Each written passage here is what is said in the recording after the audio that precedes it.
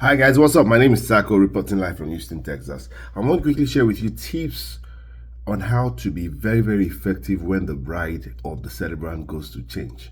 And I'm sure you know that usually it comes from the female part where they have to change. Is their day, is their 50th birthday, is their 40th birthday, so they want to come out looking beautiful. So there is a first celebrant coming, second they go to change, and the third. At the event I hosted recently in Montreal, the celebrant went to change 3 times. It's their day, so you have to accommodate that. You're saying, what will you not be doing? The first one, usually, when they go to change, probably when they come in, you do your stuff and then they go change. And sometimes the longest I've ever seen that the bride goes to change at a wedding is over an hour, 1 hour, 30 minutes. I've never seen it before. I had that experience in the city of Ibadan. In fact, by the time she was back, most of the people had left. But the shortest I've seen is about 20 minutes. Between that time, what will you be doing? Usually engaging the audience. Is it that they play music? You must also know the kind of audience that you are dealing with. Some people just want music, they will just want the band, especially if they paid dearly for the band. You allow the band to play very well and hail, especially if it's an African event. But if they do not have a band, but they have a good DJ, allow the DJ to work, or you can work with the DJ. Get songs, old songs, oldies. If it's a birthday, get oldies, maybe the 70s, and engage the audience by giving them a gift. Who knows the song? You can use that gift. You see, gift goes a long way. If you follow me very well, you know gift goes a long way. Engage. Or if you're a comedian, that part you can quickly do a 10-minute comedy. So even if the celebrant is not there, because sometimes the celebrant is not, even if the celebrant is not there, the people at the venue, the people that were there when you were cracking the joke or that engaged the audience will give feedback to the celebrant. And it's very, very important. Very, very important. Maximize every opportunity. I'm not saying turn the event to a comedy show. It's not about you, but I'm saying maximize those parts. Maximize that part where you engage the audience, because even from the audience you will get somebody that will recommend you, that will say, okay, this, that will say this. I love it. The fact that when I went to change, when the celebrant went to change, he engaged my audience. My audience did not feel dull, they were not bored.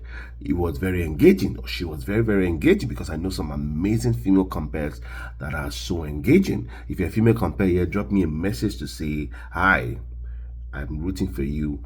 In fact, a few years ago, God laid in my heart to help more female compares, but because of my assignments, other assignments but to the best of my knowledge, I think I've done that, and I still, in fact, recently, one of them sent me money, and I was shocked, because God is helping her.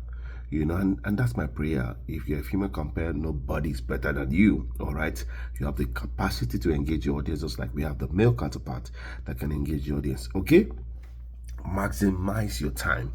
Okay, maximize your time. Any other thing I want to follow, and then I always encourage at the period when she goes to change, they'll tell MC, won't you eat?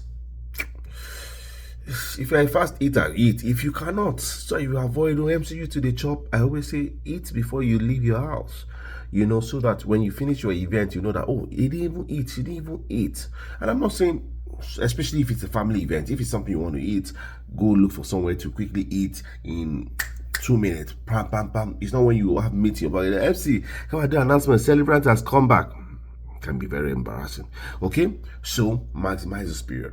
I remember a few years ago, I was going to anchor a wedding. I think I've shared this. I was going to anchor a wedding, and the wedding was somewhere. If you live in Lagos, that's called Alagbole Akute. Alagbole Akute is kind of around that Ojoju side, inside, and then the reception was at Ikeja, by the ShopRite in Ikeja. ShopRite there, that is called Renaissance Hotel now, but it's changed now. And then they were going to leave that evening for their honeymoon outside the country. So it was just easy for them to go to the international airport. The reception was going to start by 2 p.m. People, as at 4 o'clock, the people had not come. So when I got there, I first, checked, and then I went, after waiting for like a few minutes, because for me, until the couple come. I used to say until the couple come, I can't start the event. And then I just went to the car. I wasn't there. Like, I went with one of my PA. I just told my PA to be on standby to let me know. I just went into the car and I slept up. I think I had an event a day before. It was on a Friday, so I was fagged out. As I slept, I dreamt, and I had a balance to collect from the guy. I dreamt that the guy came and did not wake me up, just greeted people in the hall and went straight to the airport. I stood up from that dream. That's a dangerous dream. I always say that's a dangerous dream. I stood up and I went straight into the venue and I started engaging the audience. In fact, I started cracking jokes. I started doing a lot of activities. And I did that for like 30 minutes. And in less than 30 minutes, if I tell you the numbers of events that I got from that gig, the fact that I engaged the audience for almost 30 minutes, as soon as I was just done, it was as if, because they kept on saying they're coming. As soon as I did that, I just said, okay, I leave in the house of DJ just played. As I went outside, I just saw the couple came in. As they came in, the guy just shook me and gave my balance, I put in my pocket and went in. So I didn't have to do much game again because already, they were already tense. They needed to check in. I think their flight was like 8 p.m. So, I just engaged. Did focus more on the couple this time. Did cutting of the cake, proposed the toast, and off they went. So at that period, somebody said, what will I be doing in 1 hour, 1.5 hours? Your job is, you are the master of ceremony. Keep them calm. Let them. It's not your fault. But you can't just say, it's not my fault. It's not me that is delaying. No, you just said, the couple were on the way. You are an ambassador for them. They paid you to represent them. That's why you have to be very, very careful before you collect any money from anybody. When you collect, it means you are representing them. You are basically speaking on their behalf. It's not for you to push that and say, it's not me. I'm not the one delaying. Just a ladies and gentlemen, just to let you know, the bride and groom will see me here. We have the parents here. If you don't mind, we'd like to introduce them. And at this period, while you're waiting for the couple, be very, very, so this is another thing you can also do.